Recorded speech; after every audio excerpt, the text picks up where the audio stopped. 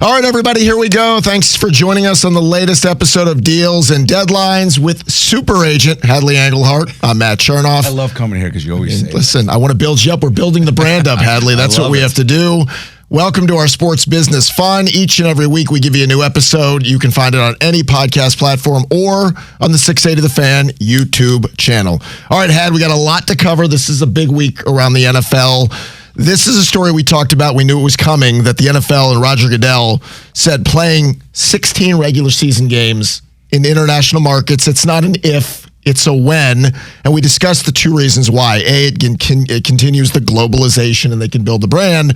It also will give the NFL every week a 9:30 a.m. window, which means you'll get the 9:30, you'll get the 1, you'll get the 4, and then you'll get the night game.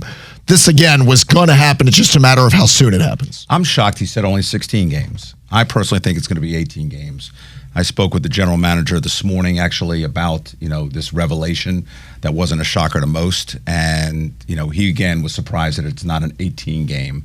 The biggest concern with any of these teams is the travel schedule stinks.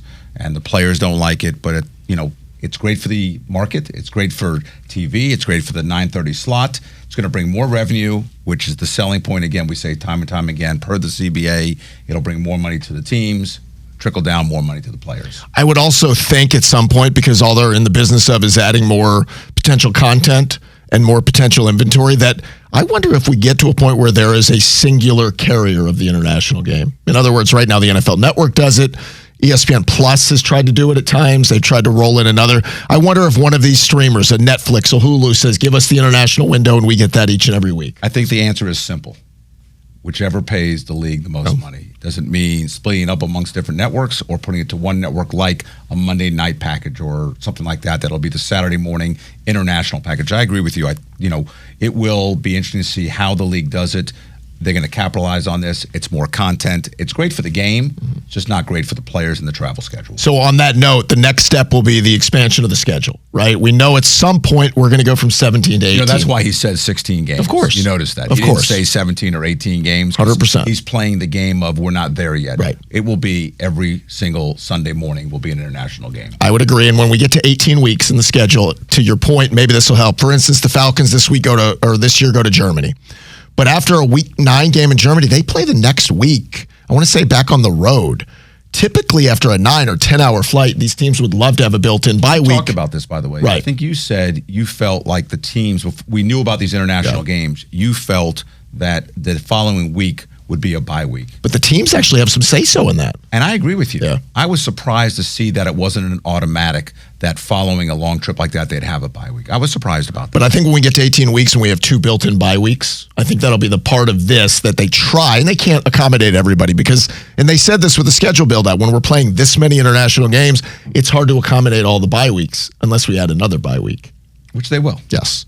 Which, again, playing with the schedule will allow that. A longer season. Right. Which pulls you into February and leads into the combine, which leads into the draft. So again, it's about content. It's about elongating the season, and they're thrilled to do that. Okay, let's talk about one of the other changes coming to the NFL. They're going to allow their players to take part in the Olympics in flag football, which, if you want a little background, I know Hadley will remember this. There was a devastating injury, and that was beach volleyball with Robert Edwards, a former Georgia running back years ago. It was beach football. It was football. Right. I was there Correct. in Hawaii. And it was devastating. Changed his career.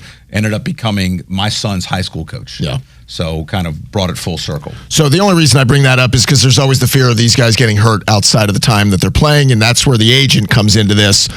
What do you tell your client? We can't bubble wrap you. It's a gold medal. It's not exactly, the 4x100, but it's still a sport in the Olympics. Would you have your player do it? Would you encourage? Would you try to talk him out of it? What would your idea be? I think this is a chance in a lifetime to represent your country. I think you've got to weigh the pros and the cons. There's also insurance to purchase. And if you're able to purchase an insurance policy, play in the Olympics to protect your revenue, future revenue, it'll be offered. Again, it's another way for these insurance companies to make money. So it will be something that players are going to want to play in. Not every player is going to want to do it. You've got to find the chemistry. People think playing flag football is just like playing in the NFL. It's a different game. And so it's going to be interesting to see which players opt in. But it's a chance to represent your country. And with the 28 Olympics being here in the United States in LA, I think a lot of players are going to opt in that have that opportunity to represent the United States. So when I talk about the injury factor, this isn't just a charity thing where you're going to go half speed. If you're trying for a gold medal, You're going to be going full out. And I don't care if you're playing flag football or not. You cut the wrong way. Leg goes one way, you go another. 100%. That's the risk that's involved in this. And to your point, insurance, yes, there's that. But from a team standpoint, Hadley, I think about the World Baseball Classic, and I'll use the Braves as an example. From what I've heard, the Braves, and this isn't confirmed, discourage their pitchers from being involved in the World Baseball Classic like a lot of other teams. Right now, I think all the right things are being said. I wonder what happens when we get close to 2028, whether or not these teams will be vocal or quiet about who they want to participate, because I can't imagine star players doing this. Yeah. I mean, put yourself in an owner's or general manager's shoes with regard to the World Baseball Classic or even the Olympics with flag football. To encourage a player to play in it, they're risking getting hurt, which affects your roster, which affects your salary cap, which affects a lot of things. So it's something you weigh on. But I think that owners are okay with players playing in these high volume, events because it's great publicity for their team and for their player. So it's a once in a lifetime to play in the Olympics or the World Baseball Classic. Odds of injuries in the World Baseball Classic a lot smaller than playing flag football. We talk about it's non-contact, but the cutting is the same. Mm-hmm. And I've seen plenty of injuries myself playing flag football, and so it's something you have to be cognizant of and just weigh the pros and cons. Okay, so let's talk about the business decision here. It looks like the NFL was weighing the idea of changing the format of seeding the playoffs, where they would just do the common sense thing. Best records get ranked that way, and we'd seed them for the playoffs. Instead of the way we do it now, you win your division, you get a top 4 seed. So the question becomes, and I'm trying to do the math on this, does the league, it looks like it's not going to pass, and now the Lions have decided they don't want to push for it. Is it better for business that we have a 7-10 division champion hosting? Because I'm trying to figure out, because this will never be under the headline of what's fair and what they want. It always comes back to the dollars. And for me, it makes perfect sense that I want to reward the teams who had the best seasons, where if you win 12 games, you just happen to play in a great division, you don't have to go on the road to face an 8-win division champion. So what am I missing? You're not missing anything. And this doesn't affect bottom line dollars for the league. I mean, there's still a playoff game. It affects home stand, where you get to have the revenue for the stadium. But I think the league overall, and I talked to a few people within the league in the last couple of days, because I thought it was going to pass personally, because I think it's better for the game to have the better teams hosting and not bad teams from bad divisions just because they win their division, have the opportunity to host a home game. So it's, it is what it is, and it doesn't affect money. And I think things that affect money or health, like the tush push, which I'm sure we may talk about, sure, that it looks like it's going to pass, that they're going to move it out, which players I've talked to aren't for that. But getting back to the moving and the reseeding, it doesn't really affect bottom line numbers. So I believe that the owners decided, hey, let's just keep it as is and become the best team you can become a number 1 or 2 seed, and don't have to worry about all this other stuff. So let's talk about the tush push, which the health part of it affects the business part of this. It's the same thing that happened with the onside kick, that they said it was under the guise, or kickoff rules in general, we want to protect the health of the player. I don't like banning things just because you can't stop them. I don't like the play. I don't like it at all, but it's a play you can't stop. I do get the injury part of it. What don't you like about the play? That's what I don't like the play because I think it takes away from like actual football. In other words, I think you have to call a play when you're down on the goal line. It's unstoppable if you do it well. Which, by the way, I don't have a problem like with the play itself. I just don't like it. It's not aesthetically pleasing to me. It's just lining up and pushing. I don't think there's anything fun to that. I'd rather see you have to force a OC to call a play, to players to run a play. But it is a play. And, we see guys being pushed further down. Sure. When they pass the line of scrimmage by offensive linemen, and we don't say anything about that. I think it's just another play. It's only run so many times in a game, only so many times in a season. Yeah, I don't have a problem with it being legal. I don't want it to be banned, but when we get to the health part of it, you have a center who's a client. You have a quarterback who's a client. There's some injury risk there. Yeah, but if you look at the injuries that have happened since this became the known thing, very few. Unlike an onside kick, because that is a violent thing that happens.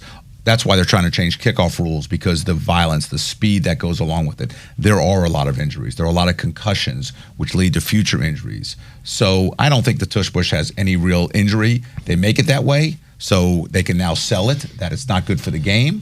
And owners agree. And I think owners, and I've heard from their coaches and their coordinators, that it's hard to stop.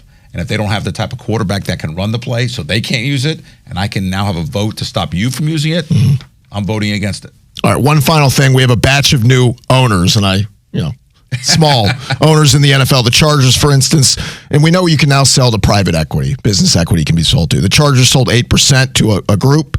The Browns sold 0.01% to Charles Woodson. The Dolphins, 1.1% to a group of investors and businessmen, and the Niners, 6% to a family with 4 different investors. You and I have talked about this. It's a ego thing to say I'm a part owner of whatever it is. I can own a piece of stock in the Braves and say I'm a part owner in the Braves. I don't know, maybe you get season tickets, maybe you get a suite, but what else is there besides? Maybe there's a nice check you get when you see the value of the franchise go up at some point. Yeah, I think these investments are more about ego, more about their other business that they can now entertain at a different level, have access to different things that their day job business could elude them to some things that they wouldn't normally have. But for the owner, it does put some money in their pocket that they could use for expansion of the stadium or anything they want to do, or for their own personal use, whatever they decide to do. But it is about the ego. Adding these, and some of them are celebrities, or former athletes. So it just helps the brand grow, and it's great for the game. And if people want to invest money in it, good for them. There's not an annual return. They're not going to see it. But if they ever want to get out and get approved to get out, we know the one thing that franchises do in any sport, they go up, and they go up a lot. So it is a good investment. And by the way, that 0.0001 is not a few $1,000s. Sure. It's many millions of dollars. These franchises are worth billions now. So it's a real investment. And again, it's about, I think, the ego and about building whatever brand you have to encompass being part of an NFL franchise. All right, coming up later, we'll talk about the cocktail party making a move and also becoming very expensive. Plus, who would have guessed one of the best rivalries in sports is now taking place in the WNBA? We'll talk about how that's happened next. All right, we continue this episode of Deals and Deadlines with Hadley. I'm Matt. We thank you guys for hanging out with us. Remember, new episodes drop each and every Friday wherever you get your favorite podcast, and you can watch this on the 680 The Fan YouTube channel. Do it around dinner with the family. Leads to a lot of good discussion. My family doesn't even do that. Well, that's something to shoot for now for family dinners. Okay, Had, I want to talk to you about something near and dear, close and personal to you. Do we call it Georgia, Florida? While you're here, do I call it Florida, Georgia with the cocktail party? Okay. And that's the right way because F becomes before G. Is it? I think we had some pushback, but I'll leave it there for now. So it just came out this week that with the game being played in Atlanta in 2026, both Georgia and Florida will be paid $7.5 million by the AMB Sports Group, which is Arthur Blank's company. Also, the teams will receive $1.5 million from the city of Jacksonville for 2026. So nice payday. About $9 million for these two teams while they're not playing in Jacksonville, which makes me wonder what happens long term. Yeah, I don't see it changing, but who knows? You never say never, but not a surprise move that both teams are going to be paid handsomely, both the year that it's here in Atlanta and then the year it's in Tampa. Jacksonville has been a great market for the game, and I know there's pros and cons for fans on both sides, but the NCAA loves it. The SEC loves having it in Jacksonville. It's great for the fans. It's great for the history. And the fact that they're moving for these 2 years, let's not forget, it's not because they want to move. Jacksonville is putting a lot of money and a lot of resources, that ownership group with the Jaguars, to redo their stadium and redo their city, sort of like the Battery here in Atlanta, and then some. So it's going to be an amazing place. I expect it to be back in Jacksonville. They're going to be paid handsomely, and that's kind of why Jacksonville's still paying them money. They're trying to sweeten the pot, so when they go back to negotiate an extension to keep it in Jacksonville, they hope they don't forget that, hey, we took care of you when you went to these other cities. Absolutely, a little sweetener. But 100%. I would add this, the current projections had Georgia and Florida each making $5 million in revenue for the game in Jacksonville. So now it's $7.5 million. You're going to come back to the table. It's going to be more for you now because look what Atlanta did and look what Tampa did. I hate that we've lost all tradition, right, in college football because the dollar rules everything. But this would be no different. If they can make one more dollar from somewhere else, they're going to ask Jacksonville to match it. Yeah, and I don't know if Florida would so quickly want to play in Atlanta because this is enemy territory for them. Jacksonville has become, they split the stadium in half. There are equal amount of fans. The Georgia fans that go south do their thing in Jekyll Island and nice part of town, and the Gator fans do it more in the Ponte Vedra area. So there's a lot of tradition, and the fact that they're building this community, the city around the stadium, is going to enhance revenue for the city of Jacksonville, which will in turn, I believe, enhance the bid and how much they pay both Florida and Georgia. I want to pick your brain about a first-round pick, Shamar Stewart of the Bengals, who is still not on the field for Cincinnati. We talked about the Bengals over the course of this podcast and radio show about the issues that they have that I even have had with them. So continue because it's the same team. Yeah, they're fascinating in the way that, for whatever reason, they run into these problems. So Shamar Stewart's the kid out of Texas A&M, first-round pick, who was not a part of rookie minicamp because they still hadn't figured out the language of his contract. Well, now it continues. that phase 2 of the offseason workouts, which began this week, Shamar Stewart's still not participating, still holding out. So you and I have discussed this. It's not like it's money. It's language, but what am I missing that's not getting done here? Yeah, I mean, there's two different things here contractually. There's the actual contract, and a lot of players don't sign their contract before the rookie minicamp and phase 2 of the offseason program.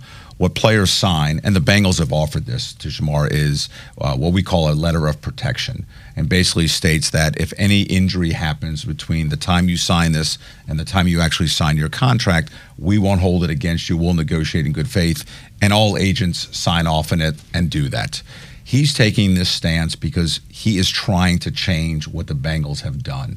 There's no harm done in doing it other than you're missing some opportunities. But being a high draft choice, he's not going anywhere. He's going to get his money. He's going to get a fully guaranteed contract. That part isn't the negotiable part.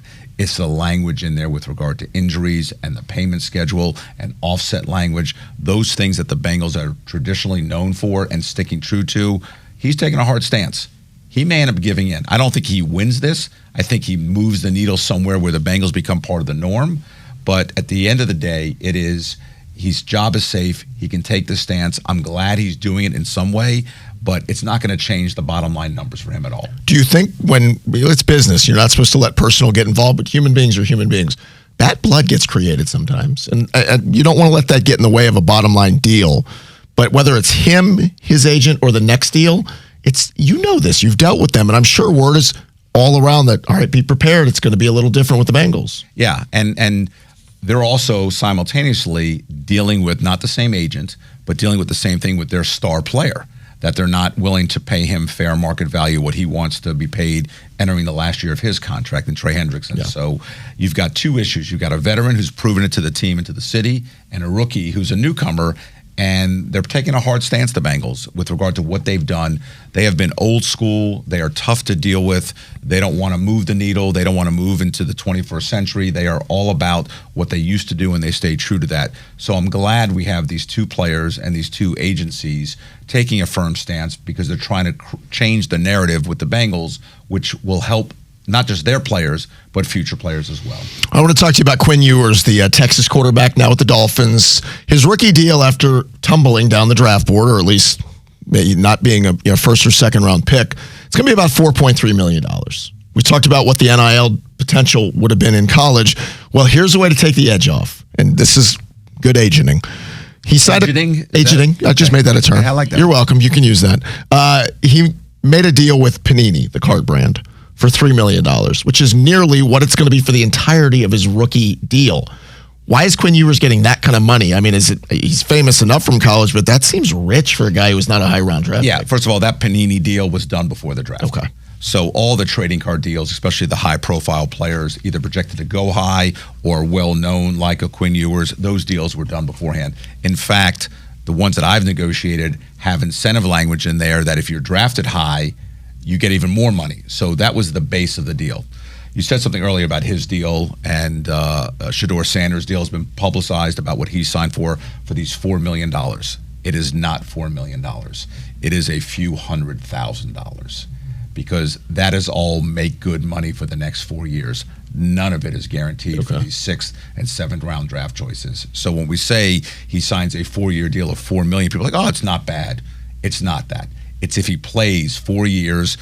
Both of these players will have split language in the contract, probably for 2 years. What does that mean? If you put an IR, you get half that year's salary, roughly. So those numbers are exaggerated. They sound a lot better than they are. Is that an agent who would puff those numbers up? I've never heard of that. The numbers are real. You signed a 4-year deal worth $4 million. But why are you giving the facts on this when agents are out there going, Hadley, don't do that? Yeah, there's very limited guarantee. So, and there is split language in there. So if everything goes well and they become stars, they'll make 3 years worth of money, and entering their 4th year, they've got leverage to do a new contract, and they sign an extension. Plus year 4, based upon how much you play or statistics that you achieve, you can go ahead and your 4th year will be escalated to $7 million. So that $4 million deal, if they've overcome starters, is really a 4-year, $7 million deal. But again, it's all make good.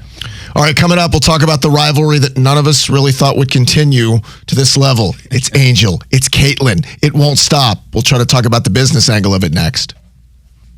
All right, we continue with this episode of Deals and Deadlines with the Natalie attired Hadley Engelhardt. I'm Matt Chernoff. Thanks to you guys again for joining us. I'll remind you, you can subscribe to this pod on any of your favorite podcast feeds. It'll be waiting for you each and every Friday. Search Deals and Deadlines and also watch us so you can see what we're wearing on the 680 The Fan Tablecloth YouTube channel. Yes, I have a shirt that looks like I should be in a restaurant. Okay, so let's talk about what's going on in the WNBA. And there's a couple of angles of this from I know, you're shocked, but from a business standpoint and from a storyline, which sometimes cross over. It was pretty obvious that when Caitlin Clark and Angel Reese built their rivalry in college, the WNBA was going to try to capitalize on that. And we wanted to see if it would carry over. Well, they've gone to every length now, right? We've played racial angles of it. We've played money angles of it. We've played every socioeconomic angle of it. It's a little gross. It really is, but for the WNBA, this has become a talking point that has gone over mainstream sports. And I'm watching First Take, and I'm hearing it on radio. These are places that would have never talked about it, and they are. Listen, we're talking about it. And we're not talking about triple-doubles.